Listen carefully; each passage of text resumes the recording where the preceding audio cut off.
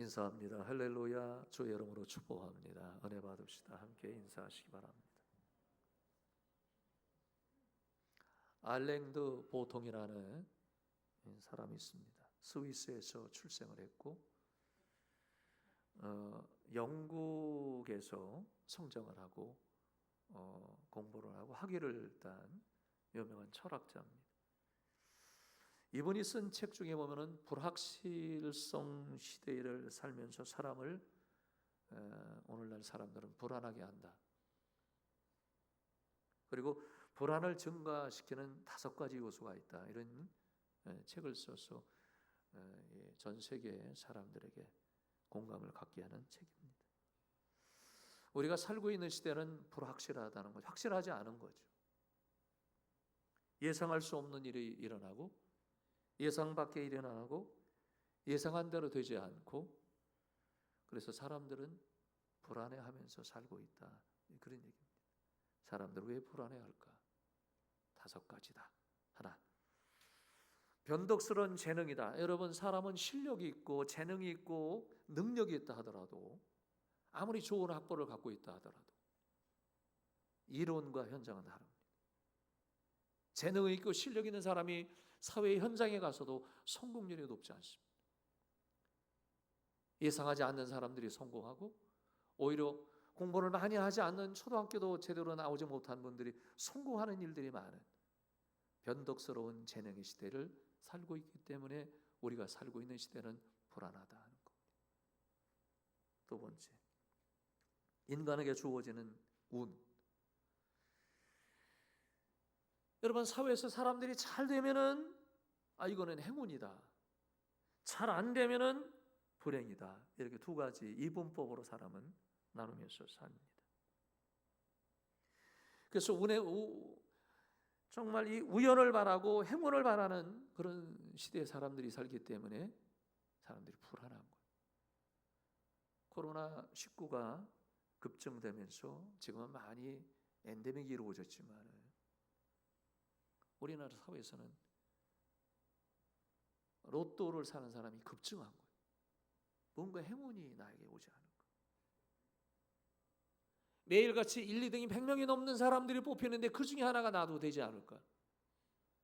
이런 행운을 기대하는 사람들이 불안한 심리 때문에 그런 것입니다. 3번째, 왜 사람들이 오늘날 불안해할까? 고용주의 영향이다. 직장 생활을 하든 사람은 사회적 아니면 사업적인 일을 하든 누구나 사람들은 고용주를 만나게 됩니다. 고용주를 잘 만나는 것에 따라서 사람은 성공도 할 수 있고 실패도 이루어질 수 있는 겁니다. 어떤 길로 가느냐? 사람들은 고용주를 보면서 불안해하는 거죠. 내가 이 길을 가는 것이 가능할까? 성공의 길일까? 하나님 불안해하는 거. 또 하나, 4번째, 고용주의 이익이다 하는 겁니다. 고용주가 시장 논리에 의해서 여러분 이 일이 잘 되고 이윤이 많이 나오면 이 길도 이 사업이나 이 직장이 쫙 장기적으로 가지만 만일 이윤이 나지 않으면 고용주는 돌변해서 반드시 피고용인들을 줄이게 될 겁니다. 달리 말하면 해고되는 거죠. 사람들은 이 직장을 다니면서도 여러분 아무리 대기업의 직장을 다니든 중소기업을 직장을 다니면 아니면 작은 직장을 다니더라도 내가 언제 해고될까? 이 일을 언제 그만둘까? 우리가 살아가는 사회가 사람들은 불안해하면서 산다고 하는 것입니다. 5번째, 세계 경제의 변동이다. 오늘도 우리 장로님이 대피기도 하셨지만은 여러분 지금 세계는 전쟁이 끊임없고 본래 역사적으로 보면은 세계 역사에서는 3달에 한 번씩 인류는 전쟁이 일어났습니다. 전쟁이나 자연재해나 그리고 예상하지 못하는 바이러스, 코로나 바이러스처럼 바이러스가 급증하면은 그 영향으로 글로벌 경제가 하루아침에 무너지는 국가가 어려움을 당하고 사회가 어려움을 당하고 그 공동체가 어려움을 당하는 사람들은 불안해하는 거예요. 오늘날 우리가 살고 있는 시대는 어떤 시대나 사람들이 이 불확실한 시대에 살기 때문에 뭔가 잡으면 될 것 같지만은 뭔가 이 움켜잡으면 그러지 않는 시대. 그래서 인류의 사회는 불안해하고 있다는 이야기입니다. 저는 말씀을 준비하면서 이런 겁니다. 우리가 삶의 현장과 이론은 다르다. 이론과 실제는 다르다는 것입니다. 예를 들면 경제학자가 있습니다. 여러분, 경제학자는 경제에 대해서 아주 유능한 사람, 학벌도 대단하고 전문가고 그리고 박사학위도 분명히 가진 사람이고, 이런 사람들이 경제 논리에서 이 경제는 어떻게 될 것이라는 예측과 예고와 판단은 분명히 갖고 있습니다. 시장 논리에 의해서 이 나라와 세계 경제는 이렇게 돌아가면 잘 된다 하는 이론과 그 배경을 잘 알고 있습니다. 현장은 전혀 그러지 않습니다. 경제 논리대로 여러분, 세계 경제가 돌아갑니까? 시장 경제가 돌아갑니까? 전혀 아닌 것입니다. 이론과 실제는 예상하지 못한 변화가 일어났기 때문에 그래서 사람은 불안해한 거예요. 예를 들면 정치학적 이론. 여러분, 정치하는 사람은 정치학 박사들이 있습니다. 이념의 사회인 공산주의가 어떻고, 여러분 이념의 사회는 자유주의가 어떻고 민주주의가 어떻고, 이런 해박한 지식을 갖고 있습니다. 정치를 어떻게 하면 나라가 안녕하고 평안하고 또 백성들이 편안하게 먹고 살 수 있을까? 이거는 정치인들이 잘 알고 있습니다. 여러분, 정치라는 말은 한자로 바르게 다스린다. 그게 정치입니다. 그러면 정치학자들의 이론이 정치가 편하게 만들까요? 그렇지 않습니다. 여러분, 저와 여러분이 매년 진행하는 이 국회의원, 매년이나 일정량이 진행하는 국회의원을 선정할 때, 저 사람은 정말 우리 이 구에서 정말 백성들 잘 먹여 살릴 거다, 잘할 거다. 여러분, 국회의원들이 뽑혀서 여러분 막상 정치를 하게끔 백성들의 안녕을 위해서 뽑았지만은 국회에 들어가면 늘 싸우고 다투고 욕하고 분쟁하고 갈등하고, 사회가 그들 때문에 더 혼란한 경우가 더 많습니다. 백성들에게 신뢰를 얻는 것이 아니라 신뢰를 잃어버리는 것입니다. 여러분, 그럼에도 불구하고 사실 국회의원들은 똑똑한 사람, 그들은 최고의 학벌을 갖고 해박한 지식을 갖고 학교 다닐 때 대부분 리더가 더 있었고 경력이 대단하고 해박한 사람들. 근데 정치에 들어가면 싱크홀, 그 안에 빠져서 똑같은 그놈이더라.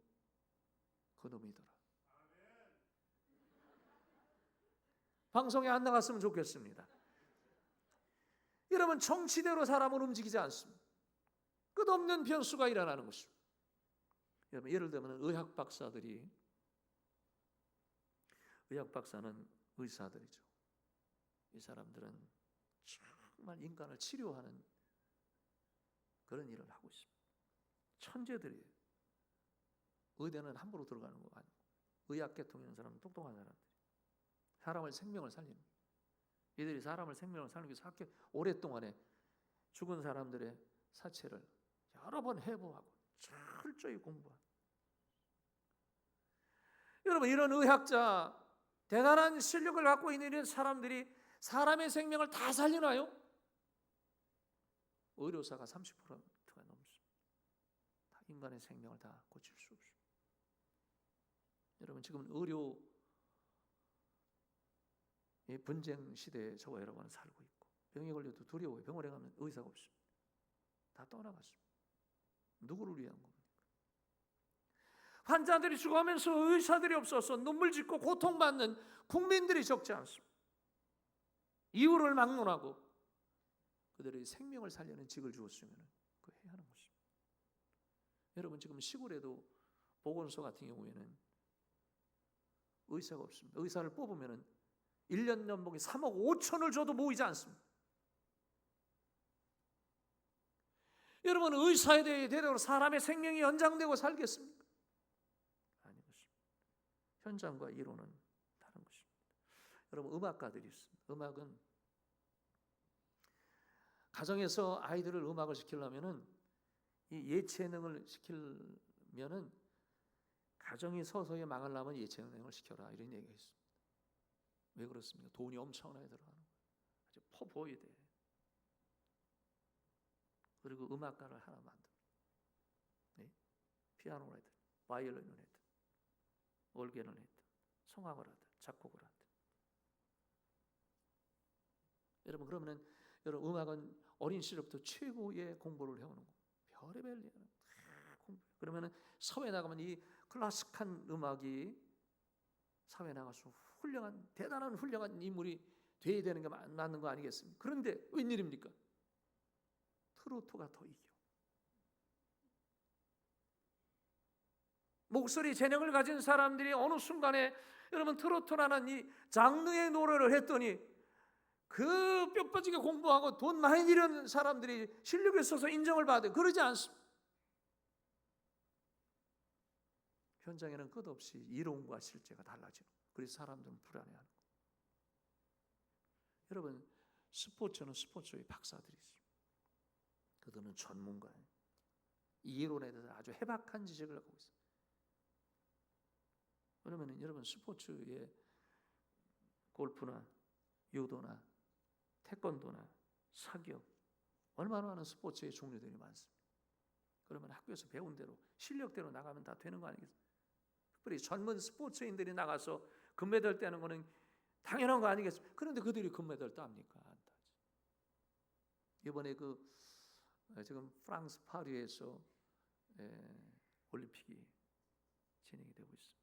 올림픽 진행되는데 제가 충격을 받은 거는 사격을 하는데 우리 최연소 16살짜리 그 학생이 금메달 땄잖아요.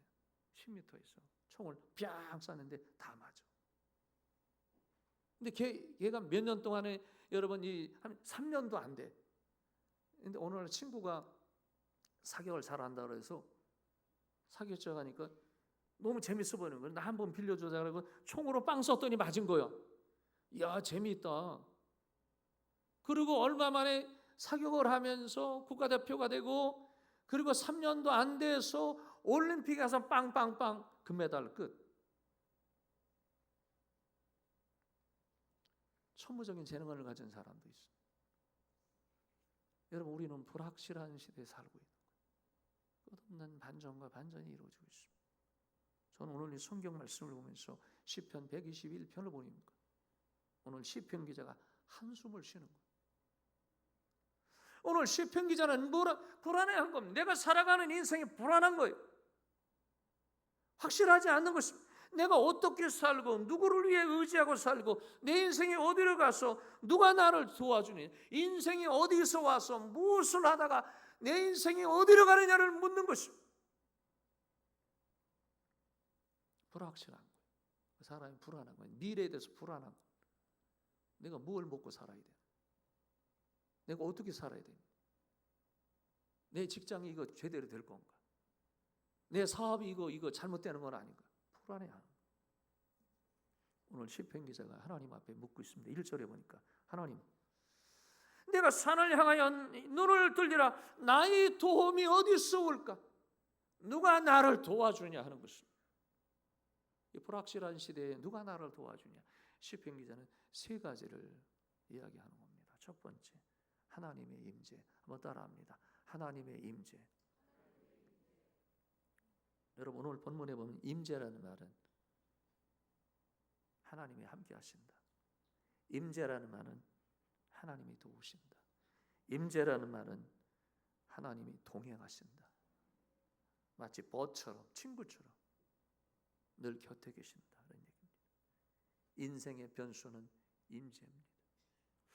오늘 여러분이 시편 기자가 이 불안한 시대, 불확실한 시대를 얘기하면서 3절에 보니까 여호와께서 너를 실족하지 아니하게 하시며 실족한다는 넘어지지 않게 하신다. 넘어질 점에 붙들어 주시는 하나님이시다.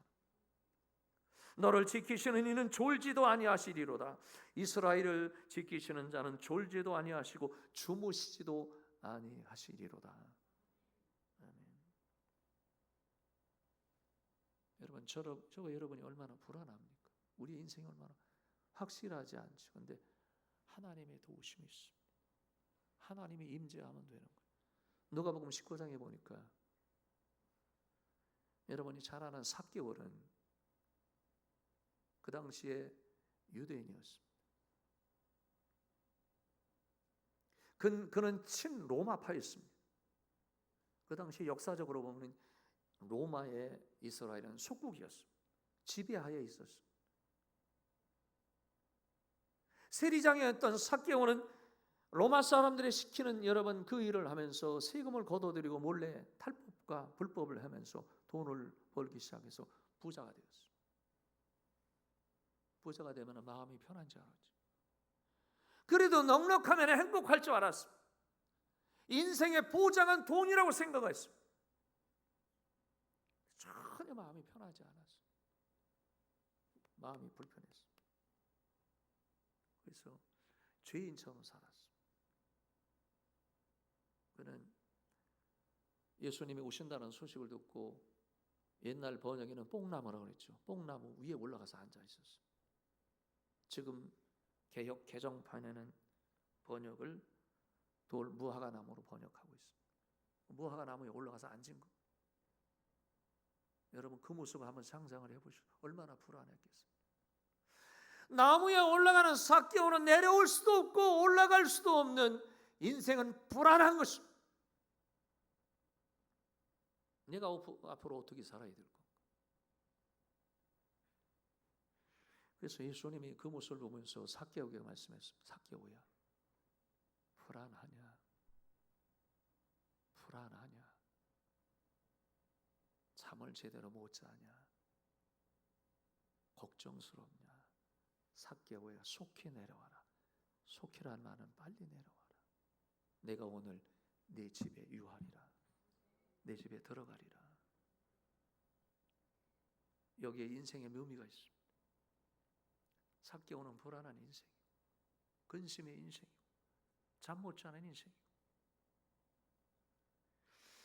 삭개오가 여러분 예수님과 함께 그 집에 가서 예수님을 만났습니다. 그러니까 예수님의 신적인 권세, 창조의 왕 되신 권세, 성육신하신 하나님의 권세가 있었습니다. 그 앞에 회개하지 않을 사람은 없습니다. 예수님, 내가 잘못했습니다. 내가 주님 없이 내 마음대로 살았습니다. 그가 회개할 때 예수님이 그 죄를 용서해 주시고 뭐라고 말씀하냐면 삭개오야, 구원이 네 집에 임하였느니라 그러셨습니다. 하나님의 임재가 있습니다. 불안한 시대에, 불확실한 시대에 저와 여러분이 살 수 있는 것은 하나님의 도우심이고 하나님의 함께하심이고 하나님의 임재가 필요한 줄로 믿습니다. 두 번째, 왜 사람들은 불안해할까요? 어떻게 시편 기자는 이겨냈을까요? 따라합니다. 하나님의 반전이 있습니다. 반전은 가다가도 바뀌는 거잖아요. 180도. 여러분 시편 기자는 이런 얘기를 했습니다. 오늘 5절과 6절의 말씀에 보면은 여호와께서 너를 지키시는 이시라. 여호와께서 네 오른쪽에서 네 그늘이 되시나니, 그늘이 되신다 그랬습니다. 또 낮에 해가 너를 상하게 하지 아니하며 밤의 달도 너를 해치지 아니하리로다. 아멘. 여러분 저는 여기서 하나님이 어떤 분이냐, 시편 기자는 이것이요, 하나님이 그늘이다. 저는 이 그늘을 그늘막으로 봐요. 그늘막이다. 하나님이 이렇게 무더운 태양을 가려주는, 여러분 이게 특수조명에 저를 쏘아서 이게 굉장히 밝아요. 여기는 이거를 가려주는, 내 빛을 가려주는 그늘막이다. 우리가 횡단보도 지나가다가, 교회 앞도 보지만 횡단보도 지나가다 보면은 지나가기 전에 여러분 그늘막에 쳐 있죠. 그러면 더운데도 그늘막에 들어가면 어떻습니까? 얼마나 시원하죠. 얼마나 시원하죠. 그늘막. 거기 들어가면은 횡단보도 지나기 전까지 너무너무 좋은 거예요. 하나님은 우리를 그늘로 덮어주신다. 하나님이 이렇게 덮어주신다. 불확실하고 불안한 시대에 하나님이 덮어주신다. 여러분 요나서 4장 보니까 요나는 하나님의 종이었고 선지자였습니다. 하나님이 택하셨어요. 요나에 보고 하나님 말씀한 요나야, 니느웨에 가서 복음을 전하라. 니느웨 사람은 하나님을 섬기지 않으니까 네가 가서 전하라. 그리고 니느웨에는 그 12만의 사람들이 살고 있었는데 그들은 좌우를 분별하지 못하는 이런 암울한 사람이다. 분별하지 못할 정도로 그렇게 죄를 많이 졌어요. 지금으로 말하면 이 니느웨는 중동의 이라크 정도로 얘기합니다. 그 하나님께서 보내신 거 가라. 요나가 너무너무 걱정하고 불안해하고 가다가 잡히면 죽을 것 같아. 여러분, 사명을 갖고 가야 되는데, 그래서 사명을 잃어버린 사람은 불안한 거예요. 가정의 사명, 사역의 사명을 잃어버리면 불안한 거예요. 사람은. 요나 똑같습니다. 그런 사명대로 살지 않고 도망가다가 다시스, 지금으로 보면 스페인 쪽, 유럽 쪽으로 도망갔습니다. 배 타고. 그러다가 풍랑 만나서 바다에 빠지고 물고기가 삼켰습니다. 물고기 뱃속에 들어갔어요.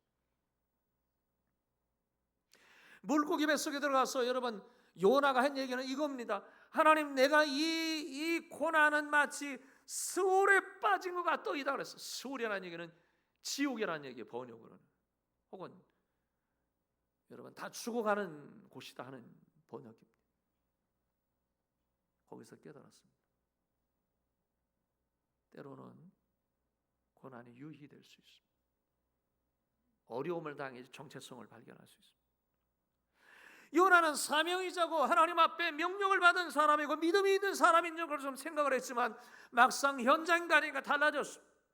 그리고 바닥까지 가서 깨달은 거예요. 내가 죄인으로소이다. 사람은 여러분, 고난을 당해야지 더 단단해질 수 있다. 그래서 여러분, 이 요나가 하나님께서 물고기에서 토해내시니 요나가 나와서 다시 그 니느웨에 가서 회개 복음을 전하니까 왕이나 가축의 일까지 전부 다 금식하고 회개하고 하나님 앞에 돌아왔다, 이렇게 성경은 말하고 있습니다. 그러니까 복음을 전하니까 역사가 일어난 거예요. 그리고 요나는 날 잡아서 박농쿨 밑에서 앉아 있었죠. 왜 앉아 있는 겁니까? 하나님이 언제 심판하랴. 하나님은 분명히 이방 사람인 니느웨가 회개할 때 용서했는데 사람은 용서하지 않는 거예요. 언제 망하나, 언제 망하나. 저 사람이 하나님을 섬기지 않았는데 언제 실패하나. 이거 기다리고. 그게 인간의 모습이에요. 기억하세요? 하나님은 사랑이지만 인간은 용서하지 않아. 이게 하나님과 인간의 차이죠. 우리가 하나님의 은혜가 필요하고 하나님의 사랑이 필요한 거. 그래서 여러분, 요나가 박농쿨 밑에서 앉았는데 박농쿨이 요나의 머리 위에 그늘막으로 막으셨다. 그늘막으로 하나님 막아주셨어요. 그러니까 요나가 그늘막이 되니까 그 무더위에 얼굴이 확 신수가 권해진 거예요. 사람이 시원해. 아, 시원하다. 너무너무 좋다. 그랬더니 하나님께서 박농쿨에 벌러지를 보내시더니 벌러지가 박농쿨을 다 갉아먹으니 없어져서 해가 다시 찌니까 요나가 뭔 얘기를 했냐면은, 하나님, 나 죽게 됐습니다. 살아있는 날 죽여주십시오. 더워서 죽겠습니다. 사람이 이렇게 얄쌍해. 그늘막이 있을 때는 그렇게 주변에다 싹 나오니까 싹 달라져요. 그 인간의 모습이다. 하나님께서 요나에게 왜 박농쿨을 그늘막으로 막으셨을까? 박농쿨의 생명도 지키시는 하나님. 내가 그것 때문에 그늘막이 있을 때는 활짝 웃고 그늘막이 없으니까 활짝 웃지 않고 원망하고 저주하느냐? 니느웨 이방 사람들도 하나님을 알지 못하는 이방 사람들도 회개하면 하나님이 용서한다는 반전입니다. 아무리 죄인이라 하더라도 우리 하나님은 선택된 구원받은 백성도 사랑하지만 믿지 않은 사람도 회개하면은 그도 끌어안으시고 천국 백성 만드는 줄로 믿습니다. 100마리 양이 있지만 잃어버린 한 마리 양을 주님이 찾으셔서 어깨에 메고 돌아오시면서 말씀하기를, 하늘에서 의인 99을 인하여 기뻐하는 것보다 한 영혼이 돌아오는 것을 내가 더 기뻐하리라. 그게 하나님의 마음이고 하나님의 반전이다. 여러분, 사람들은 불안해합니다. 그러나 하나님이 이방인까지도 반전시켜서 구원하시는 하나님은 사랑이시다. 믿기를 축원합니다. 세 번째, 여러분 사람이 살아가면서 불안하면서 오늘 세 번째 본문에는 시편 기자 이렇게 얘기했습니다. 따라합니다. 하나님의 사랑. 하나님의 사랑.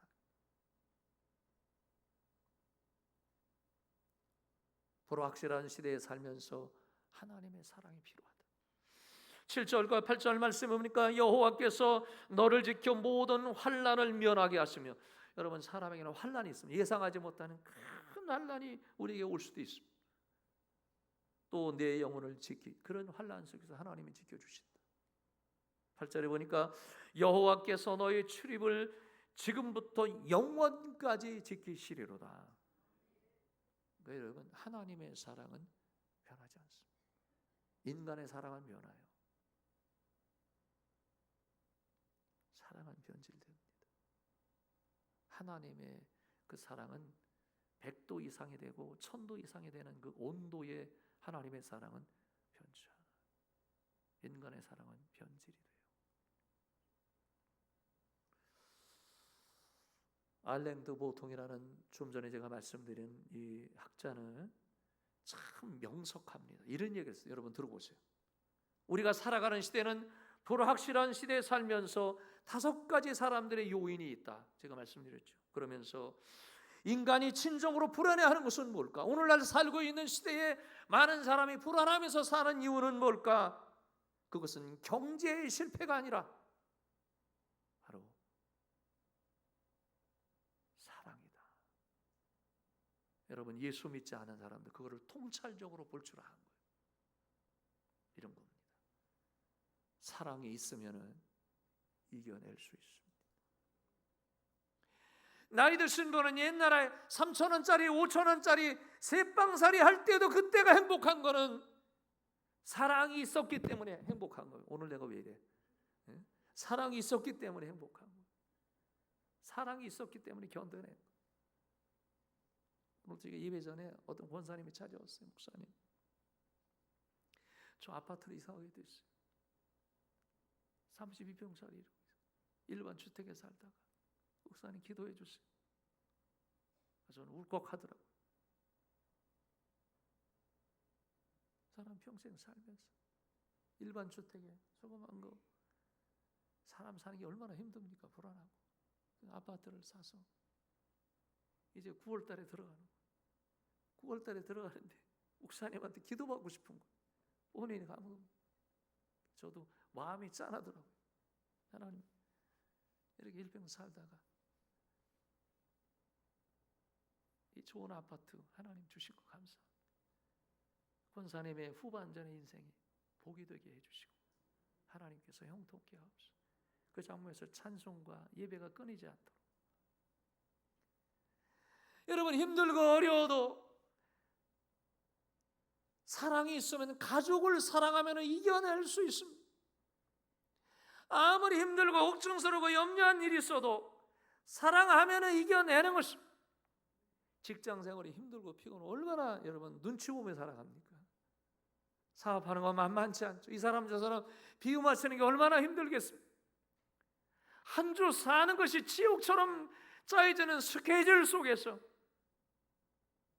사랑하기 때문에 사람은 사는 거예요. 어제 다 끝내놓고 토요일 날 제가 집으로 가기 전에 새성전 지하 주차장에 시동을 걸기 전에 주차장이 그냥 지저분하고 막 줄도 막 널려 있고 휴지도 쌓여 있고 내일 당장 주일인데 아무도 치우는 사람 없어요. 제가 아무도 없으니까 있는데 하면 누가 또 하는 것처럼 그렇더라 이럴까 봐 종이를 막 줍고 줄을 막 맞춰놓고 박스 좀 치워놓고 나도 모르게 그렇게 되더라고요. 근데 전사님 한 분이 내려와서 저를 쳐다본 거예요. 깜짝 놀랐어요. 제가 그 얘기 하나 했습니다. 그러니까 그 전사님은 아니 담임 목사님이 저런 거 해 일하시는 분도 많은데 그런 눈치야. 제가 한마디 했습니다. 담임 목사 되면은 휴지 주실 수 있어. 그리고 집에 갔어. 애착입니다.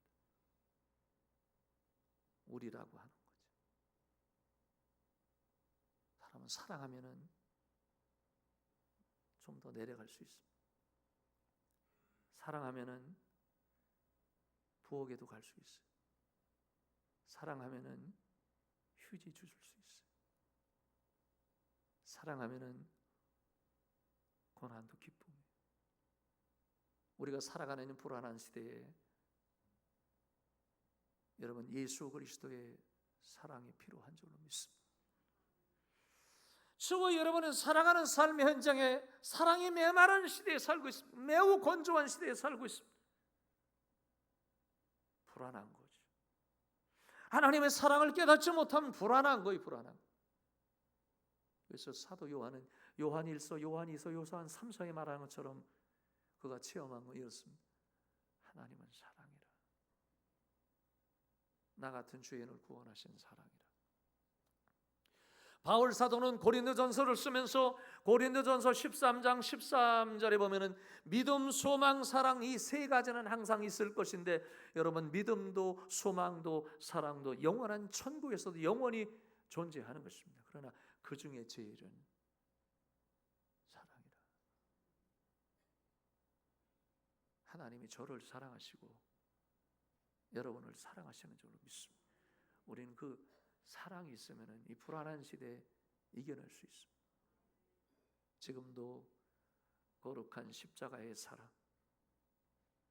저와 여러분을 사랑하는 그리스도의 사랑 변치 않습니다.